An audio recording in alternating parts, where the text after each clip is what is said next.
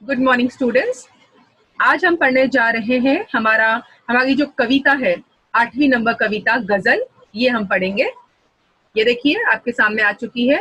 ये हमारी कविता की पंक्तियां हैं। कविता काफी बड़ी है तो मैंने क्या किया, कविता की पंक्तियों को 2 खंडों में विभाजित कर दिया है। मैंने आपको पहले ही बता रखा है कि खंड का मतलब होता है पार्ट्स। तो मैंने सबसे पहले हमारी कविता को, ये हमारा पहला पार्ट है जिसमें डिवाइड किया है, और ये हमारी कविता का दूसरा भाग है। आज की कविता बहुत ही खूबसूरत है और ये गजल इसका नाम है। तो देखते हैं हमारे कवि आज की कविता में क्या कहना चाहते हैं। ये देखिए, ये हमारे आज के कवि हैं। हमारे कवि का नाम है माणिक वर्मा। पहले कवि के बारे में पढ़ते हैं, थोड़ी जानकारी लेते हैं। परिचय। इनका जन्म हुआ था 1938 उज्जैन मापरा। मापरा का मतलब होता है मध्य प्रदेश, यानी कि एमपी। परिचय। हास्य व्यंग्य के सशक्त हस्ताक्षर माणिक वर्मा जी वाचिक परंपरा में प्रमुख स्थान रखते हैं। वाचिक का मतलब होता है पढ़ाई लिखाई में। तो हमारे जो आज के कवि हैं वो हास्य व्यंग्य कवि है। तो बच्चों, मैंने आपको हमेशा बताया है हास्य व्यंग्य का मतलब होता है वो कवि जो हंसते हुए लोगों पे आज के जो दौर है, दौर को देखते हुए अगर ताना मारते हैं तो उसे कहते हैं हास्य व्यंग्य। हास्य मतलब हंसना, व्यंग्य मतलब ताना मारना। तो हंसते हुए जो ताना मारने में एक्सपर्ट होते हैं उन्हीं को कहा जाता है हास्य व्यंग्य कवि। अब आगे देखिए, आपके व्यंग्य बड़े ही धारदार होते हैं। तो माना जाता है जो हमारे कवि हैं जब वो ताना मारते हैं तो ताना उनका जो ताना होता है वो धारदार है, यानी कि बहुत नुकीला होता है और सीधा उनका ताना दिल में लग जाता है। आपकी गजलें बहुत ही प्रेरणादायी है। तो जब भी वो गजलें लिखते हैं तो वो गजलें क्या होती हैं, लोगों को मोटिवेट करती हैं। तो आज का भी जो हमारी कविता हम पढ़ने जा रहे हैं कुछ ऐसे ही हमें वो मोटिवेट करने वाली है। ये देखिए, पद्य संबंधी। आज पद्य संबंधी में हम क्या पढ़ेंगे, यानी कविता क्या कहती है।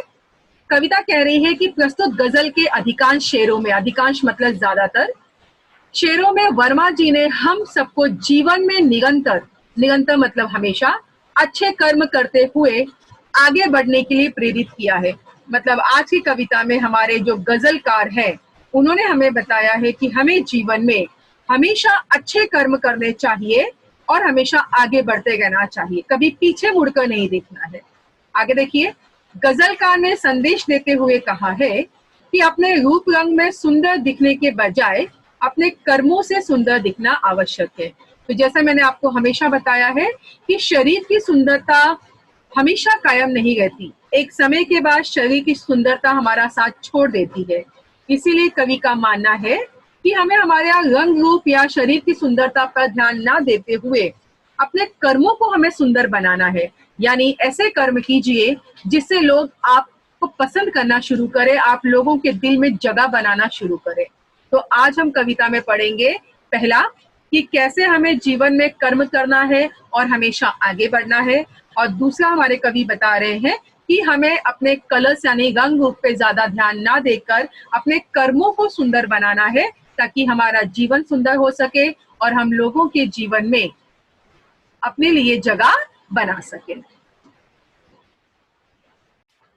आइए कविता देखते हैं। ये देखिए, कविता की पहली 2 पंक्तियां आपके सामने आ चुकी हैं। मैंने आपको हमेशा कहा है कि जो भी शब्द मैं रंगीन कलर से लिखती हूँ इसका मतलब होता है कि वो नए शब्द हैं। आपको नए शब्दों को अपनी कॉपी में लिखना है और उसके अर्थ भी आपको उसके सामने लिखने होते हैं। तो देखिए यहाँ पे अपना पहला 2 पंक्ति है। पहली पंक्ति, आपसे किसने कहा स्वर्णिम शिखर बनकर दिखो, शौक दिखने का है तो फिर नींव के अंदर दिखो। स्वर्णिम ये नया शब्द है, इसका अर्थ मैं बता रही हूँ, लिख लीजिए आप लोग। स्वर्णिम का मतलब होता है सुनहला। सुनहला का मतलब होता है गोल्डन कलर। लिख लीजिए आप लोग, अभी लिखिए। शिखर, शिखर का मतलब होता है चोटी, यानी कि पर्वत का जो सबसे ऊपर का टॉप का होता है प्लेस उसे कहते हैं चोटी। नींव भी एक नया शब्द है, इसका अर्थ लिख लीजिए आधार। आधार का मतलब होता है बेस। फिर से बता रही हूँ, स्वर्णिम का मतलब होता है सुनहला, शिखर मतलब चोटी, नींव मतलब आधार। अगर आपके पास टेक्स्ट बुक है तो टेक्स्ट बुक में अंडरलाइन कीजिए और पेंसिल से ये मीनिंग लिख लीजिए। अगर टेक्स्ट बुक नहीं है तो आप कॉपी में शब्द भी लिखिए, उसका अर्थ भी लिखिए। देखिए अब चित्र आपके सामने आने शुरू हो गए हैं। चित्रों को ध्यान से देखिए। जब आप चित्र देखेंगे तो ही आपको समझेगा कि मैं क्या पढ़ाने की कोशिश कर रही हूँ या क्या समझाना चाहती हूँ। अब आपका जो पहला पंक्ति है, ये वाली पंक्ति देखिए, कवि क्या कहता है, आपसे किसने कहा स्वर्णिम शिखर बनकर दिखो। यानी कवि कहता है कि अब स्वर्णिम शिखा का मतलब हम पहले जानेंगे। तो यहाँ पर स्वर्णिम शिखा का मैंने मतलब बताया था सुनहला चोटी। तो अगर आपने बच्चों ये चित्र ध्यान से देखा होगा, ये देखिए, इस चित्र को देखते ही आपको समझ में आ गया होगा कि मैंने एक बॉस दिखाया है। यानी कि एक इंसान जो बॉस के पदवी पर पहुंच जाता है, पोस्ट पे, तो उसके अंदर कुछ अहम आ जाता है।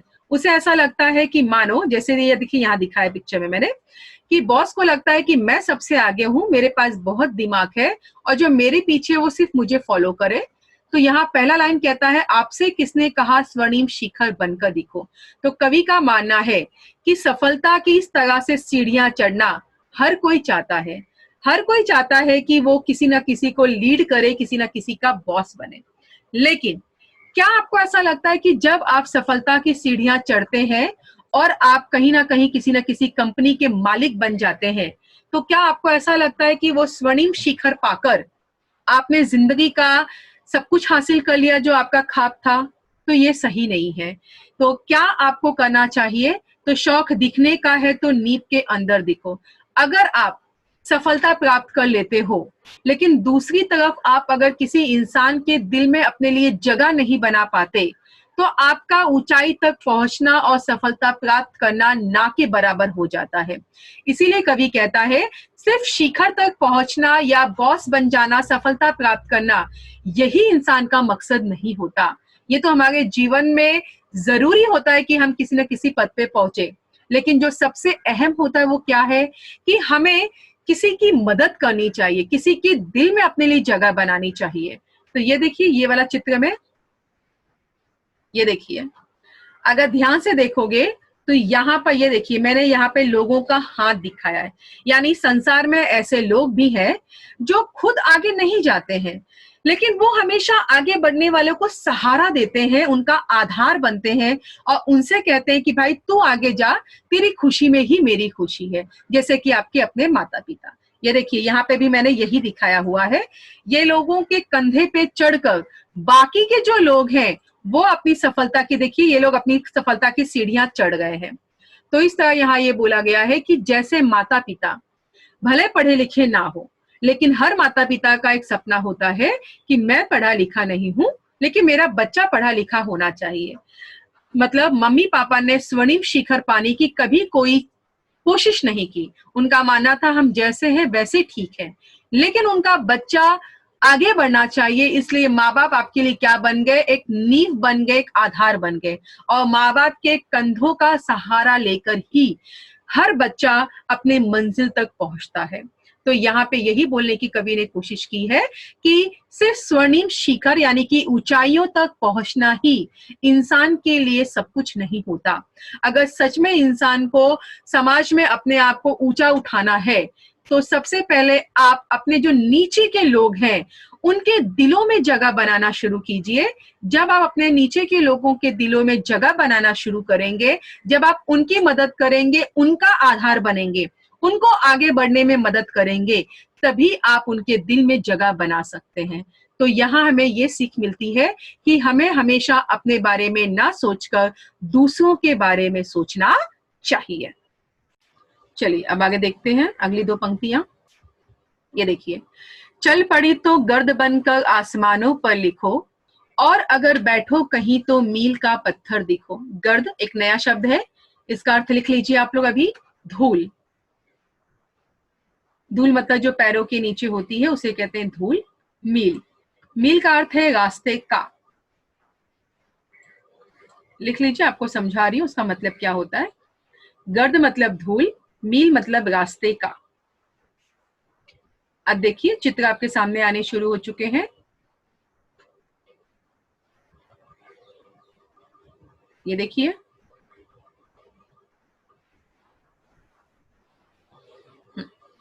आइए समझते हैं कि हमारे कवि क्या कहना चाहते हैं। ये देखिए, कवि कहता है चल पड़ी तो गर्द बनकर आसमानों पर लिखो। ये देखिए, आपने ये पहला चित्र अगर ध्यान से देखा होगा तो यहाँ पे बताया गया है कि बादल जोरदार हवाएं धरती की ओर बहा रहे हैं, यानी कि हवा बादलों से होते हुए बहुत जोरदार हवा धरती पर आ रही है। जब जोरदार हवा धरती पर आती है तो वो क्या करती है, तूफान का रूप ले लेती है। ये देखिए, जिसे अभी मैंने सर्कल किया, बॉक्स बनाया है, तो उन्होंने क्या किया, हवा ने बहुत बड़ा तूफान का रूप ले लिया। और जब हवा तूफान का रूप ले लेती है तो हवा अपने साथ जो भी धरती में उसे मिलता है, चाहे वो इंसान हो, पक्षी हो, जानवर हो, या घर हो, या मिट्टी हो, कोई सामान हो, वो तूफान इस कदर होता है कि सबको अपने साथ उड़ाकर लेकर चली जाती है। तो ध्यान से देखिए, तो मैंने यहाँ क्या बताया है कि हवा ऊपर से नीचे आई और हवा में इतनी ताकत थी, इतने फोर्स से हवा नीचे आई थी कि पूरी तेजी से हवा को जो भी धरती पर मिलता है, यहाँ तक कि जो धूल भी मिली, उसे भी हवा अपने साथ उड़ाकर आसमानों की तरफ देखिए ऊपर लेकर जा रही है। तो पंक्ति आपकी कहती है चल पड़ी तो गर्द बनकर आसमानों पर लिखो। तो कवि का मानना है कि जैसे जैसे हवा में इतनी ताकत होती है कि वो ऊपर से नीचे जब आती है तो नीचे आकर उसमें इतनी ताकत है कि वो चाहे तो नीचे की जो धूल है उसे भी वो उठाकर आसमानों तक पहुंचा सकती है। तो उसी तरह कवि इंसानों से कहता है कि हे इंसान, केवल सपना मत देखिए। ये देखिए, दो इंसान है जो सपने देख रहे हैं कुछ ना कुछ बनने का। अगर आपने सपना देखा कुछ बनने का तो उसे पाने की भी कोशिश कीजिए। ये देखिए, जब आप अपने सपने को पाने का कष्ट करते हैं तो आप भी अपना नाम आसमानों तक लिख सकते हैं। तो जैसे हवा में इतनी ताकत है कि वो धूल को भी उड़ाकर आसमानों तक पहुंचा सकती है, उसी तरह आपकी कल्पना शक्ति में आपकी ताकत, आपके अंदरूनी में इतना ताकत होनी चाहिए आपके अंदर कि आपने जो सपना देखा है, आपके कर्म आपको उन सपनों तक ले जा सके और आसमानों तक आपके नाम को पहुंचा सके। अब अगला देखिए, और अगर बैठो कहीं तो मील का पत्थर दिखो। ये देखिए बेटा, यह एक मैंने पत्थर दिखाया है। आप कहते हैं बेटा हर पत्थर की अपनी एक नसीब होती है। कुछ पत्थर होते हैं जिनसे भगवान बना दिया जाता है, तराश कर उन्हें, तो उनकी भगवान बनते ही लोग उनकी पूजा करने लगते हैं। कुछ पत्थर ऐसे होते हैं जो रास्ते पे ही पड़े रहते हैं, लोगों के पैरों के नीचे हमेशा कुचले जाते हैं।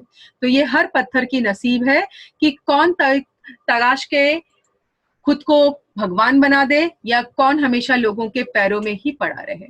तो यहाँ कवि कहना चाहता है कि जैसे एक पत्थर ने खुद को इस काबिल बनाया कि वो भगवान तो नहीं बन सका, लेकिन उसने खुद को क्या किया, पैरों के नीचे नहीं आने दिया, उसने खुद को इस तरह का मील का पत्थर बना लिया।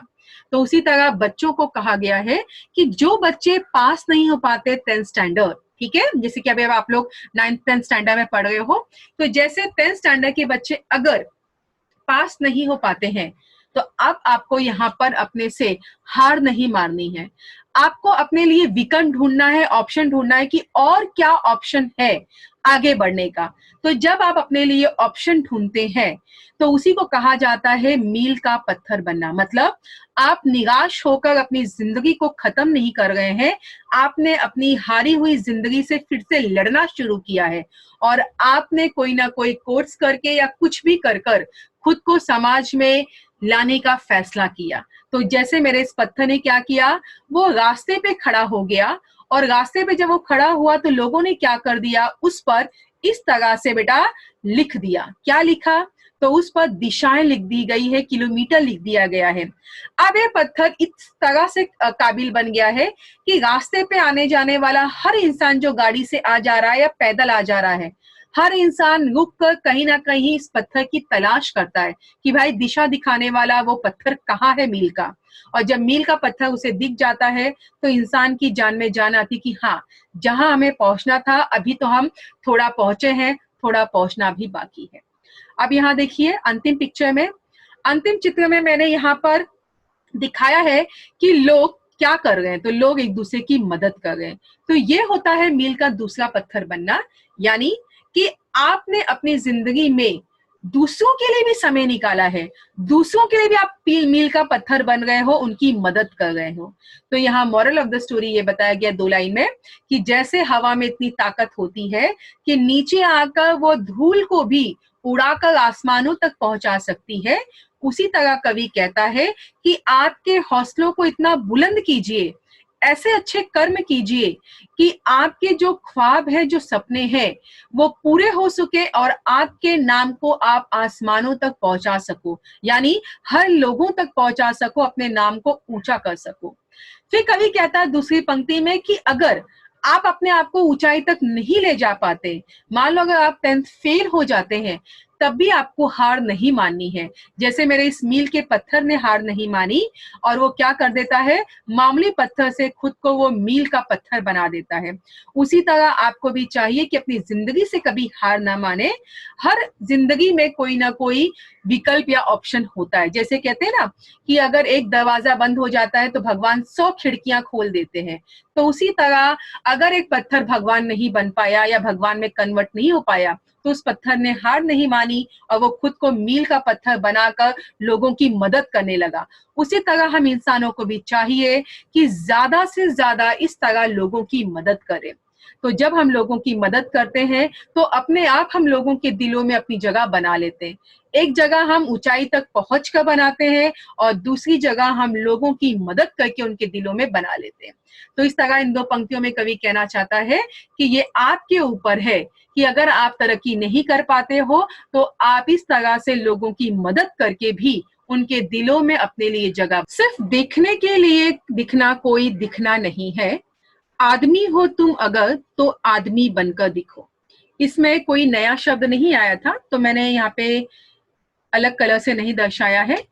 ये देखिए, चित्र देखिए, यहाँ पे मैंने 3 चित्र दिखाया है और अगर तीनों चित्रों को आपने ध्यान से देखा होगा तो आपको समझ में आया होगा कि मैंने इन चित्रों के द्वारा क्या दर्शाने की कोशिश की है। अब अगला चित्र देखिए,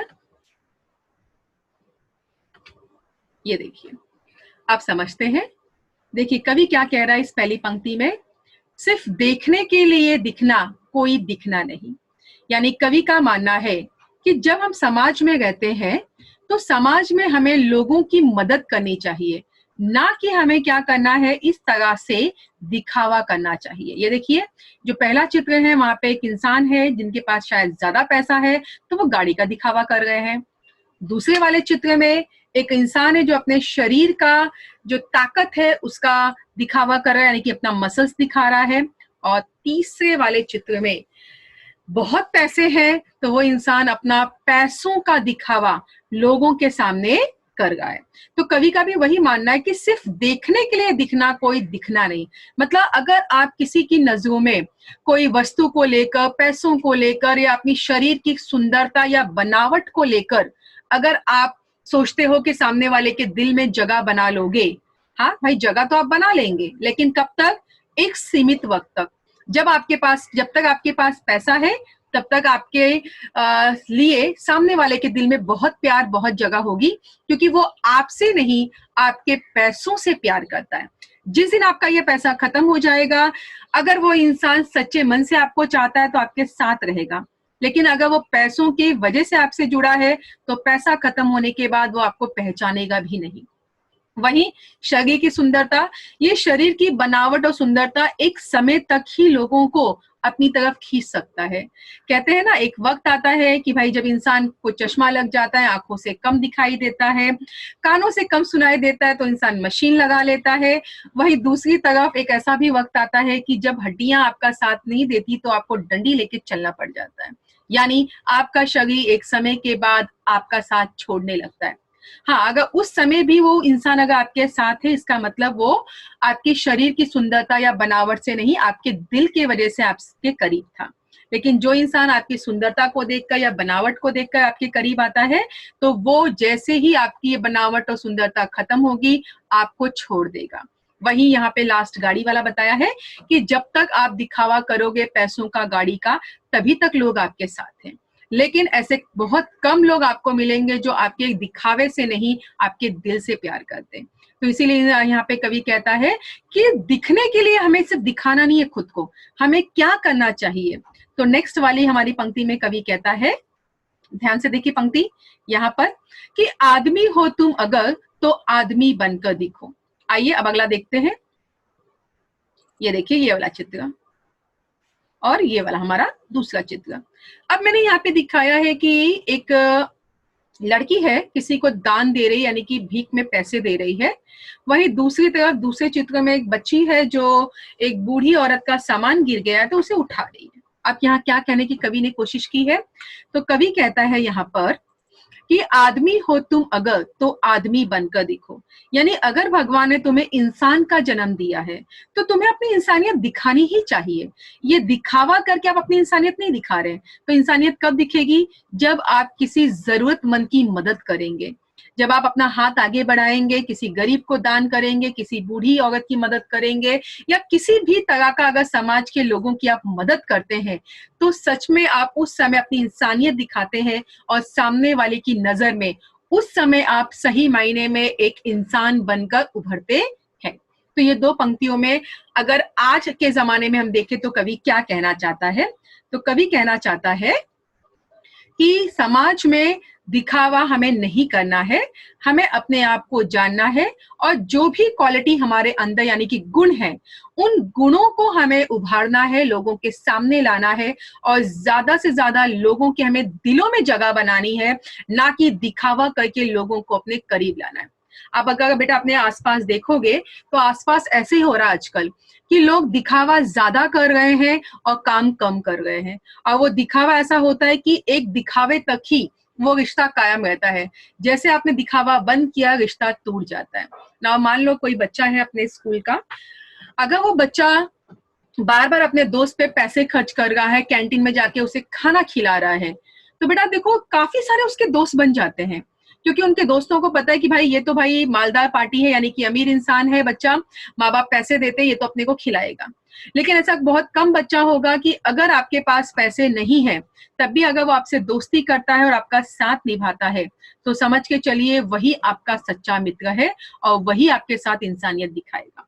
तो इस तरह हमें यहाँ ये सीख मिलती है कि हमें दिखावा ना करके अपनी इंसानियत लोगों को दिखानी चाहिए, और इंसानियत हम तब दिखाएंगे जब हम आगे बढ़कर लोगों की खुले दिल से सेवा करेंगे।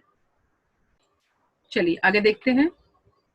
ये देखिए अगली दो पंक्तियां, जिंदगी की शक्ल जिसमें टूटकर बिखरे नहीं, पत्थरों के शहर में वो आईना बनकर दिखो। ये देखिए शक्ल का मतलब होता है चेहरा, लिख लीजिए आप सभी लोग। आइए चित्रों को देखते हैं।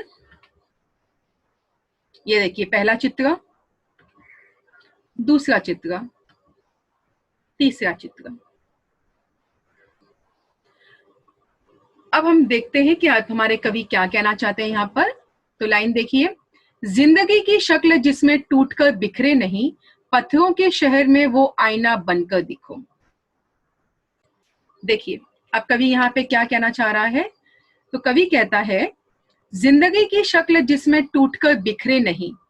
अब यहाँ पे मैंने चित्र में अगर आपने ध्यान से देखा होगा तो दिखाया है कि देखिए यहाँ पे एक इंसान, यानी कि कार्टून मैंने दिखाया, कार्टून में मिकी माउस है, वो अपना चेहरा आईने में देख रहा है, जो बिल्कुल साफ सुथरा आईना है, टूटा हुआ नहीं है।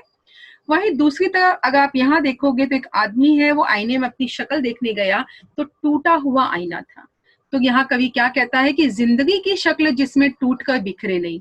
तो जिस तरह ये आईना जब टूट कर बिखर जाता है तो कोई भी इंसान इस टूटे हुए आईने में अपना चेहरा नहीं देखता, आईने को घर में भी नहीं रखता, उसे बाहर फेंक देता है जाकर कचरे में। तो उसी तरह कवि भी यही कहता है कि जिंदगी की शक्ल जिसमें टूटकर बिखरे नहीं, मतलब आपको भी एक ऐसा ही आईना बनकर समाज के सामने आना है जिसमें अगर कोई अपने आप को देखना चाहे तो आप उसे बराबर सलाह दे सके, रास्ता दिखा सके। कहने का मतलब अगर मान लो कोई इंसान है, पढ़ा लिखा बहुत है, समझदार है, ठीक है, अगर पढ़ा लिखा नहीं है तो भी चलेगा, लेकिन समझदार है और उसके दिल में लोगों के लिए बहुत ज्यादा प्यार है, ममता है, वो दो लोगों की मदद करना चाहता है। तो मान लो अगर रामू के दिल में बहुत सारा प्यार ममता है और श्यामू रामू के पास आता है और कहता है कि भाई मुझे इस चीज में आपकी मदद चाहिए, तो बेटा श्यामू को यकीन था कि रामू मदद करेगा, इसीलिए वो अपने घर का जो समस्या था वो रामू से कहता है। अब रामू को क्या चाहिए, उस श्यामू की समस्या पर विचार करे और उसकी हेल्प करे, ना कि उसकी पर्सनल लाइफ को लेकर फायदा उठाए और उसको तंग करे। तो यहाँ भी वही कवि कहता है कि आपको जिंदगी में एक ऐसा आईना बनना है कि जब भी कोई आपके पास मदद के लिए आए तो आप उसकी मदद खुले दिल से कर सके, ना कि आप ऐसा एक आईना बनिए कि जब आपके पास कोई आए तो दूसरों को इस बात का यकीन ही ना हो कि आप उसकी मदद कर सकते हैं कि नहीं। यानी अपने आप को इस लायक बनाइए कि लोग आप पर भरोसा करें, आपको एक ऐसा आईना समझे कि जो उसे सही रास्ता दिखा सके। आइए अगला देखते हैं। ये देखिए अगला चित्र हमारे सामने आ रहा है। ये देखिए, ये आज के संसार के लोगों का मैंने दिखाया है। अब देखो नेक्स्ट लाइन कहता है, पत्थरों के शहर में वो आईना बनकर दिखो। तो बेटा अगर आपने ये चित्र देख रहे होंगे तो ये देखिए ये चित्र में मैंने बताया कि आज का जो इंसान है वो कैसा हो गया है, पत्थर दिल इंसान बन गया है। यानी आज के इंसानों में दूसरों के लिए जो भावना होनी चाहिए, फीलिंग्स होनी चाहिए, वो दिन ब दिन मरती जा रही है, खासकर पैसों को लेकर। अब अगर मान के चलेंगे कि यहाँ पे इस चित्र में ये दोनों ही सगे भाई बहन हैं, हम ये मान के चलते हैं ये दोनों ही सगे भाई बहन हैं। अब ये दोनों ही सगे भाई बहन क्या कर रहे हैं, तो भाई बहन आपस में लड़ रहे हैं। किस चीज के लिए लड़ रहे हैं, तो बेटा पैसों के लिए, यानी कि जायदाद के लिए लड़ रहे हैं। तो इस तरह से बताया गया है कि आज समाज में बाप बेटे का नहीं होता है, बेटा बाप का नहीं हो रहा है, भाई भाई में झगड़े हो रहे हैं, भाई बहन में झगड़े हो रहे हैं। और इस झगड़े का मुख्य कारण यही है कि आज लोगों के अंदर एक दूसरे के लिए विश्वास नहीं है। लोगों को नहीं पता कि जब हम सामने वाले के पास अपनी मुसीबत लेके जाएंगे तो वो हमारा आईना बनेंगे कि हमें गुमराह करेंगे। और आज पैसों को लेकर लोग आपस में एक दूसरे को मारने तक उतारू हो चुके हैं, यानी एक दूसरे को मारने में भी वो पीछे नहीं हटते। वहीं अगर ये वाला आप चित्र देख रहे होंगे तो देखिए ये चित्र में कि यहाँ बताया कि आज का जो समय है वो कंपटीशन वाला जमाना है, यानी कि प्रतियोगिता वाला। हर कोई चाहता है कि समाज में हम फर्स्ट आए। देखिए बेटा, जो फर्स्ट आया है कितना घमंड कर रहा है, वही जो दूसरा आया है वो भी हारा नहीं है, आया है सेकेंड, लेकिन उसे इस फर्स्ट वाले से जलन है, क्योंकि इसका मानना है कि ये फर्स्ट क्यों नहीं आया, यही फर्स्ट क्यों आया। तो आज जब भी हमसे कोई आगे निकलता है तो हमें उसके प्रति जलन महसूस होती है, ना कि हम खुश होते हैं। तो ये दो लाइन में कवि यही कहना चाहता है कि आज इंसान का दिल कैसा हो गया, पत्थर नुमा हो गया है। और इस पत्थर नुमा समाज में हमें एक ऐसा आईना बनना है कि जब हमारे पास कोई आए तो उसे यकीन होना चाहिए कि हम उसे सही राह दिखा सकते हैं।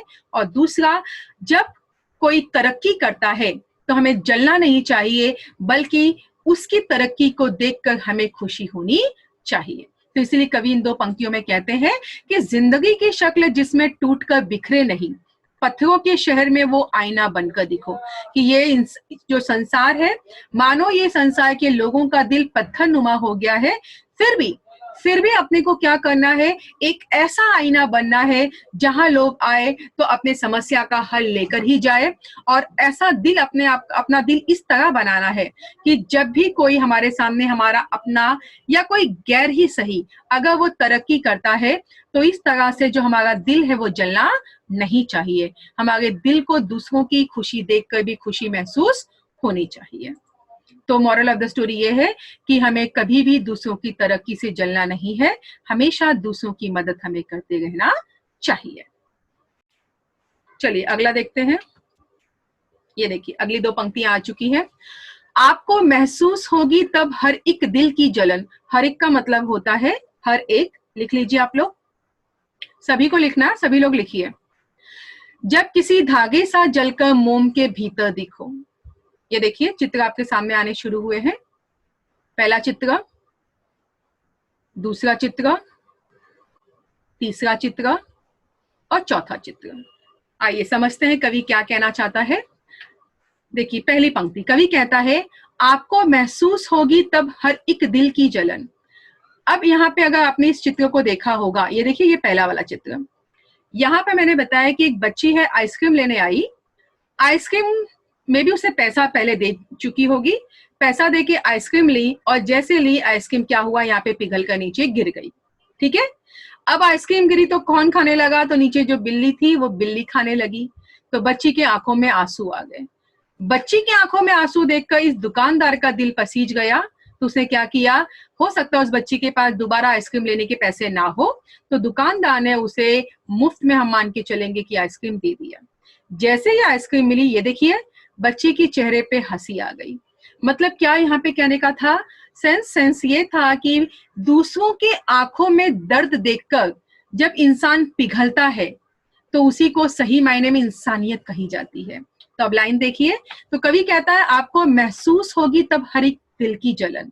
तो जब जब आप एक अच्छा आईना बन के समाज में आओगे, यानी कि आप अच्छे इंसान बनोगे, तो आपके साथ भी जब कभी ऐसा कोई हालात पैदा होगा या सिचुएशन आएगी, आपको भी सामने वाले का दर्द महसूस होगा और आप आगे बढ़कर, जैसे इस आइसक्रीम वाले ने इस बच्ची की मदद की, आप भी किसी ना किसी की मदद जरूर करेंगे, क्योंकि आपको उसके दिल का जो जलन है यानी कि दर्द है वो महसूस हो रहा है।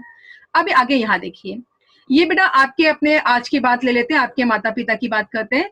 अक्सर ऐसा होता है कि घर छोटा होता है और माता पिता का, कुछ माता पिता का, सबका नहीं, कुछ माता पिता का आपस में नहीं जमता, और माता पिता जब आपस में तू मैं यानी कि लड़ाई झगड़ा करने लगते हैं या बहस करने लगते हैं जोर से, तो हमेशा माँ बाप भूल जाते हैं कि इसका असर हमारे इन बच्चों पर पड़ता है। देखिए बच्चा महसूस कर रहा है अपने माता पिता का इस तरह से लड़ना झगड़ना, और माता पिता का इस तरह से लड़ना झगड़ना देखकर इस बच्ची को वो दुख महसूस हो रहा है। तो इसीलिए कहा जाता है कि जब इंसान किसी का दर्द महसूस करता है तो मान के चलिए उसका दिल बहुत ज्यादा साफ है और वो दूसरों के लिए अच्छा ही महसूस करता है। अब अगला देखते हैं। अगला देखिए, अगला लाइन कहता है कि जब किसी धागे सा जलकर मोम के भीतर दिखो। तो कवि यहाँ कहना चाहते हैं कि अगर आपको अच्छा इंसान बनना है तो सबसे पहले आपको एक काम करना है, आपको ये मोम जो जल रही है, हमारी मोमबत्ती, आपको उससे सबक सीखना चाहिए। आप देख सकते हैं मेरी मोमबत्ती जल गई है, तो माना जाता है जब मोमबत्ती जलती है तो जितना ये जल्दी बत्ती खत्म नहीं होती है उतनी जल्दी ये मोम पिघल कर खत्म हो जाता है। तो कहने का मतलब है जलन किससे ज्यादा महसूस हो रही है, तो हमारे इस मोम को महसूस होता है। इसीलिए बत्ती से पहले मोम यानी कि जो हमारा ये वाला पार्ट है, ये वाला पार्ट जलकर जल्दी से पिघल जाता है। तो यहाँ पे वही बताया कि जैसे एक मोम धागे की जलन महसूस करता है और खुद जल्दी पिघल जाता है धागे से पहले, उसी तरह हम इंसानों को चाहिए, ये देखिए इस चित्र में, कि हमेशा दूसरों की मदद करें। ये देखिए यहाँ पे अगर आपने ध्यान से देखा होगा तो ये जो इंसान है ये फर्स्ट पोजीशन पे नहीं है, ये खुद को सेकंड पोजीशन पे खड़ा रखा है और इसने क्या किया है, दूसरों को हाथ दे रहा है। हो सकता है कोई अजनबी हो या उसका अपना कोई दोस्त, वो उसको हाथ दे रहा है और मौका दे रहा है कि उसका वो दोस्त या वो जो इंसान है वो क्या हो जाए, फर्स्ट आ जाए। तो इस तरह कवि कहते हैं कि इस पूरे संसार में ऐसे बहुत कम लोग हैं जो खुद तरक्की नहीं करते लेकिन दूसरों की तरफ हाथ बढ़ाकर उनको तरक्की के रास्ते पे ले जाते हैं या उनको रास्ता दिखाते हैं। जैसे मैंने अभी बेस्ट एग्जांपल बताया था आपको आपके माता पिता का, कि आपके माता पिता ही वो सबसे अच्छे आपके गुरु हैं जो खुद तो तरक्की नहीं कर पाए लेकिन हमेशा हाथ बढ़ाकर आपको आगे बढ़ने के लिए प्रेरित करते हैं, मोटिवेट करते हैं। दूसरे आपके बेटा शिक्षक हो गए, हम शिक्षक, जो हमेशा ये चाहते हैं कि हमारा बच्चा हमसे भी आगे निकले और समाज में उन्नति करे। तो ये भावना आप लोगों को भी अपने दिल में पैदा करनी चाहिए कि अगर कोई आपका दोस्त है, आप देख रहे हैं कि वो पढ़ने में अच्छा नहीं है, तो पूरी कोशिश कीजिए, उसकी मदद कीजिए, इस कदर मदद कीजिए कि कभी वो फेल ना हो, कम से कम वो पास होना शुरू हो जाए। ऐसे मैंने काफी बच्चों में देखा भी है कि अगर किसी की बुक कंप्लीट नहीं करती तो वो अपनी बुक दे देते हैं, कोई पेन नहीं लाता तो आप लोग पेन दे देते हैं, या किसी बच्चे को कोई चोट लगी हो, लिख नहीं पाता तो आप लोग उसका लिख कर भी दे देते हैं। तो यहाँ कहने का मतलब है आज भी इंसानियत हमारे यहाँ कायम है। अगर इंसानियत नहीं होती तो हम इस इंसान की तरह इस इंसान के साथ इंसानियत नहीं करते। तो ये दो लाइन में हमने क्या सीखा, तो ये दो लाइन में कवि कहना चाहता है कि जब आप सही मायने में इंसान बनेंगे तो आपको सच में जैसे ये इंसान महसूस कर रहा है इस वाले इंसान की जलन, उसकी इच्छा, तो उसी तरह आप भी सामने वाले की इच्छा को समझेंगे और सामने वाले की तरफ इस तरह दोस्ती का हाथ बढ़ाकर उसका मार्गदर्शन करेंगे। बना सकते